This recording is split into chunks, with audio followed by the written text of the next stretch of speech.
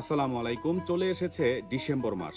এই ডিসেম্বরের শেষের দিকে যে কোনো সময়ে আপনার ব্যাংক অ্যাকাউন্ট থেকে একটা নির্ধারিত পরিমাণ অ্যামাউন্ট কেটে নেওয়া হবে, যাকে বলা হয় এক্সাইজ ডিউটি কিংবা আবগারি শুল্ক। ধরুন একজন ব্যক্তি একটি অ্যাকাউন্ট ওপেন করেছিল ১ লক্ষ টাকা দিয়ে। পরবর্তীতে সে সেই একই অ্যাকাউন্টে আরও ৬ লক্ষ টাকা ডিপোজিট করেছে। যে কোনো প্রয়োজনে সে আবার সেখান থেকে ৩ লক্ষ টাকা উত্তোলন করেছে। এখন তার অ্যাকাউন্টে আছে ১ লক্ষ, ৬ লক্ষ, ৭ লক্ষ, যেহেতু ৩ লক্ষ উত্তোলন করেছে ৪ লক্ষ টাকা। তাহলে বছর শেষে তার অ্যাকাউন্ট থেকে কত টাকা আবগারি শুল্ক কেটে নেওয়া হবে? এইটাই হচ্ছে প্রশ্নের বিষয়। অ্যাকচুয়ালি আপনার অ্যাকাউন্টে এখন কত টাকা রয়েছে সেটার উপর ডিপেন্ড করে কিন্তু আপনার অ্যাকাউন্ট থেকে এক্সাইজ ডিউটি কিংবা আবগারি শুল্ক কাটা হয় না।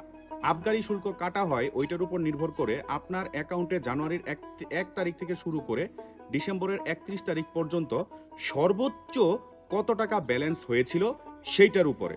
তো চলুন আমরা জেনে নেই যে আপনি কত টাকা সর্বোচ্চ ব্যালেন্স হলে কত টাকা এক্সাইজ ডিউটি আপনার অ্যাকাউন্ট থেকে কেটে নেওয়া হবে।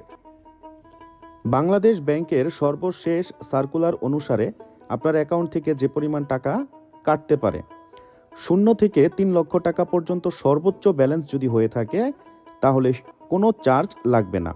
৩ লক্ষ ১ টাকা থেকে ৫ লক্ষ টাকা পর্যন্ত ১৫০ টাকা, ৫ লক্ষ ১ টাকা থেকে ১০ লক্ষ টাকা পর্যন্ত ৫০০ টাকা, ১০ লক্ষ ১ টাকা থেকে ৫০ লক্ষ টাকা পর্যন্ত ৩,০০০ টাকা, ৫০ লক্ষ ১ টাকা থেকে ১ কোটি টাকা পর্যন্ত ৫,০০০ টাকা, ১ কোটি ১ টাকা থেকে ২ কোটি টাকা পর্যন্ত ১০,০০০ টাকা, ২ কোটি ১ টাকা থেকে ৫ কোটি টাকা পর্যন্ত ২০,০০০ টাকা, ৫ কোটি ১ টাকা থেকে তদূর্ধ্ব ৫০,০০০ টাকা। অর্থাৎ আপনার অ্যাকাউন্টে এখন থাকতে হবে এইরকম টাকা, এই পরিমাণ টাকা। বিষয়টা কিন্তু এইরকম নয়।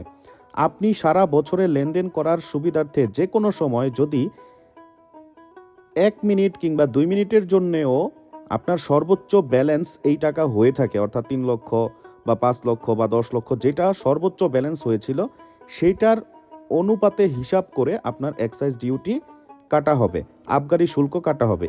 এই আবগারি শুল্ক কোনো ব্যাংক ইচ্ছা করলো আর কেটে ফেললো, বিষয়টা কিন্তু এরকম নয়।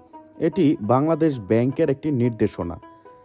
প্রত্যেকটা অ্যাকাউন্ট থেকে আবগারি শুল্ক কেটে তারপরে এটা বাংলাদেশ ব্যাংকের কোষাগারে জমা হয়।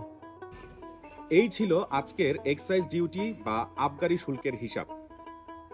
পরবর্তী ভিডিওতে আরো ব্যাংকিং ইনফরমেশন নিয়ে আবারও আপনাদের সামনে হাজির হব ইনশাল্লাহ।